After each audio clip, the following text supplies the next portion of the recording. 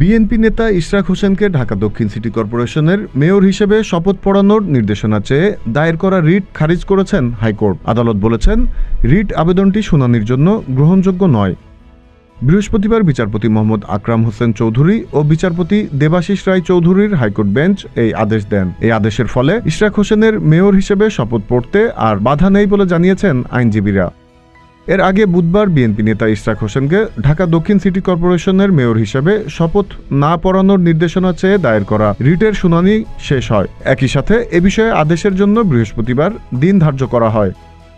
গত 14 মে বিএনপি নেতা ইশরাক হোসেনকে ডিএসসিসির মেয়র হিসেবে শপথ না পড়ানোর নির্দেশনা চেয়ে হাইকোর্টে রিট আবেদন করা হয়। সেই সঙ্গে বিএনপির বৈদেশিক বিষয়ক কমিটির সদস্য ইশরাক হোসেনকে মেয়র ঘোষণা করা ঢাকার প্রথম যুগ্ম জেলা জজ ও নির্বাচনী ট্রাইব্যুনালের বিচারকের বিরুদ্ধে শাস্তিমূলক ব্যবস্থা গ্রহণের নির্দেশনাও চাওয়া হয় রিটে। হাইকোর্টের সংশ্লিষ্ট শাখায় রিট আবেদনটি করেন ঢাকা দক্ষিণ সিটি কর্পোরেশনের বাসিন্দা মোহাম্মদ মামুনুর রশিদ।